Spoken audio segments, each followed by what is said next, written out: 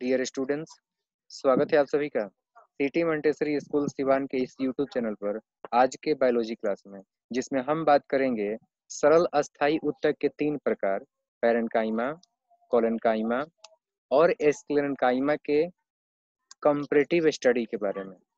यानी कि इन तीनों के मध्य में क्या समानताएं और क्या अंतर हैं, ये हम इस वीडियो लेक्चर के माध्यम से जानेंगे। तो चलिए इस वीडियो लेक्चर को स्टार्ट करते हैं। तो पहला हम लोग कंपैरेटिव स्टडी करते हैं पैरेन्काइमा, कोलेन्काइमा और स्क्लेरेन्काइमा का।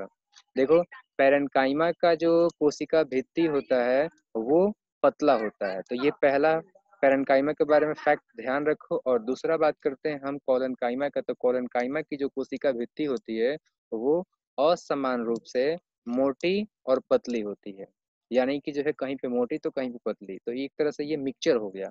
और फिर बात करते हैं हम लोग अगर स्क्लेरेन्काइमा का, तो ध्यान दो कि स्क्लेरेन्काइमा की जो कोशिका भित्ति होती है वो मोटी होती है। तो हमने देखा यहाँ पे कि अगर हम लोग कंपेयर करते हैं पैरेन्काइमा कोलेन्काइमा की कोशिका, पैरेन्काइमा कोलेन्काइमा और स्क्लेरेन्काइमा की कोशिका भित्ति का, तो इन तीनों की कोशिका भित्तियों में हमें अंतर देखने को मिलता है। और वो अंतर ये है कि पैरेन्काइमा की कोशिका भित्ति पतली, जबकि कोलेन्काइमा की मोटी और पतली दोनों असमान रूप से, और स्क्लेरेन्काइमा की कोशिका भित्ति मोटी होती है।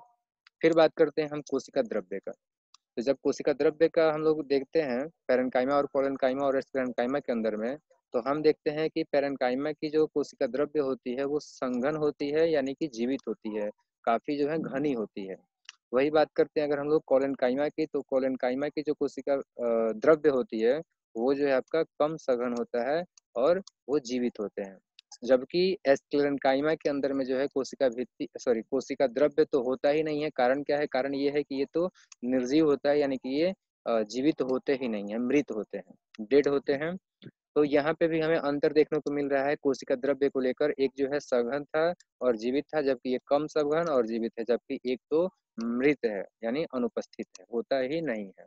अब बात करते हैं तीसरा।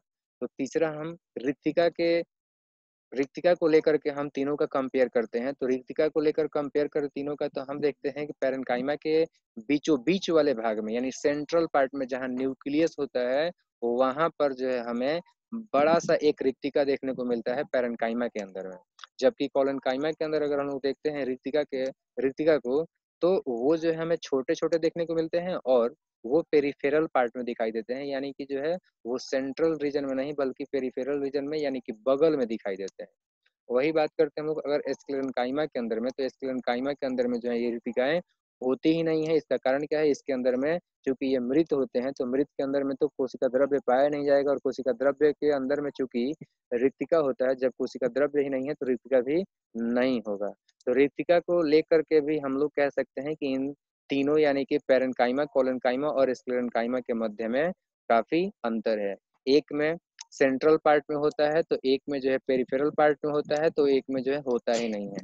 एक में बड़ा होता है तो एक में छोटा होता है, तो एक में होता ही नहीं है। तो इस तरीके से हम लोग देख रहे हैं कि तीनों के अंदर में रिक्तिकाएं 3 तरह से के कंडीशन में पाए जाते हैं। एक में पाए जाते हैं, एक में नहीं पाए जाते हैं, और एक में जो है छोटे तो एक में बड़े, तो इस तरीके से।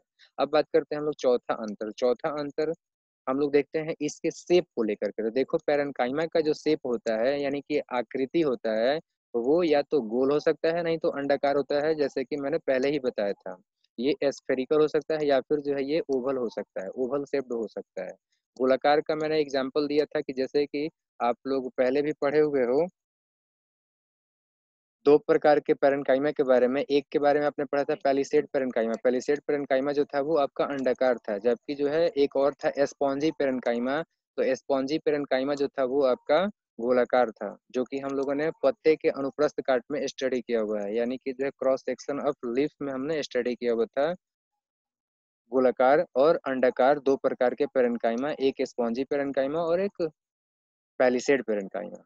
अब बात करते हैं हम लोग दूसरा कोलेन्काइमा का, जो आकृति होता है, यानी कि शेप होता है, उसके बारे में। तो देखो, कोलेन्काइमा का जो शेप होता है वो लंबा हो सकता है, इसके अलावा जो है स्थूल यानी कि मोटा हो सकता है, और साथ साथ ये गोलाकार आकृति के होते हैं कोलेन्काइमा। तो ये इनका आकृति हो गया। वही बात करते हैं अगर हम लोग स्क्लेरेन्काइमा का, तो स्क्लेरेन्काइमा के अंदर ध्यान दो कि स्क्लेरेन्काइमा ऊतक के अंदर में जो कोशिकाएं होती हैं वो लंबी होती हैं, संकरी होती हैं, मोटी होती हैं और अनेक आकार की हो सकती हैं। तो इस प्रकार से आकार को भी लेकर के हम लोग अंतर बता सकते हैं इन तीनों ऊतकों के अंदर, इन तीनों ऊतकों के बीच में। अब बात करते हैं पांचवा अंतर। तो पांचवा अंतर है कि देखो पैरेन्काइमा जो होता है वो भोजन को संचित करता है, भोजन उसके अंदर में जो है भोजन पाए जाते हैं, यानी कि वो स्टोर करके रखता है। वही बात करते हैं अगर हम लोग कोलेनकाइमा का, तो कोलेनकाइमा के जो कोने होते हैं, यानी कि उनके जो दो एज आकर के जहाँ पे मिलते हैं, तो वहाँ पे पेक्टिन जमा हुआ रहता है, यानी कि वहाँ पर इकट्ठा रहता है। वही बात करते हैं स्क्लेरेन्काइमा के अंदर में, तो स्क्लेरेन्काइमा जो होता है उसके चारों तरफ जो है लिग्निन, खास करके जो उसके कॉर्नर होते हैं वहाँ पे लिग्निन जमा रहता है। और लिग्निन के बारे में आप लोग जानते हो कि ये जो है आपका शक्ति प्रदान करता है, ये जो है स्ट्रॉन्गनेस, स्ट्रेंथ देता है कोशिकाओं को, ऊतकों को। तो इस प्रकार से लिग्निन के जमा होने की वजह से स्क्लेरेन्काइमा ऊतक जो होते हैं वो काफी सख्त होते हैं, काफी मजबूत होते हैं। अब देखते हैं छठा अंतर। तो छठा यहाँ पे देख सकते हो कि पैरेन्काइमा जो होते हैं वो उन ऊतकों के कोशिकाओं के अंदर में प्रकाश संश्लेषण होता है, यानी कि वो प्रकाश संश्लेषण को करते हैं। जबकि कोलेनकाइमा का बात करेंगे तो इनमें भी सेम है, ये भी प्रकाश संश्लेषण करते हैं, यानी कि दोनों ही कोशिकाओं में, दोनों ही प्रकार के ऊतकों की कोशिकाओं में जो है ये समानता है कि दोनों ही प्रकार की कोशिकाएं, पैरेन्काइमा और कोलेनकाइमा की कोशिकाएं प्रकाश संश्लेषण करते हैं। जबकि स्क्लेरेन्काइमा की कोशिकाएं जो है वो नहीं करती हैं। कारण क्या है? कारण ये है कि ये डेड होती हैं, ये मृत होती हैं। अब बात करते हैं सातवां और अंतिम इन तीनों के मध्य में कंपैरेटिव तथ्य के बारे में। तो सातवां और अंतिम है कोशिकीय स्थान को लेकर के। देखो पैरेन्काइमा जो कोशिकाएं होती हैं इनके मध्य में कोशिकीय स्थान होता है, यानी कि सेलुलर स्पेस होता है। जबकि कोलेनकाइमा में बात करेंगे तो इसमें जो है आपका सेलुलर स्पेस नहीं होता है। दो या अधिक जो कोशिकाएं होती हैं उनके मध्य में जगह नहीं होता है। जबकि स्क्लेरेन्काइमा में बात करें तो इसमें भी सेम है, इसमें भी जो है दो या अधिक जो कोशिकाएं होती हैं उनके मध्य में अंतर कोशिकीय स्थान नहीं होता है, कोशिकीय स्थान नहीं होता है। इसका कारण क्या है? जैसा कि मैंने अभी यहाँ पे आप लोगों को बताया हुआ है 5वें नंबर में कि कोलेनकाइमा जो होते हैं इनके कोनों पर जो जगह रहता है जिसको कि हम लोग कोशिकीय स्थान या अंतर कोशिकीय स्थान बोलते हैं, तो वहाँ पर पेक्टिन जमा रहता है। तो पेक्टिन के जमा हो जाने की वजह से कोलेनकाइमा जो कोशिकाएं होती हैं उनके मध्य में अंतर कोशिकीय स्थान नहीं होता है।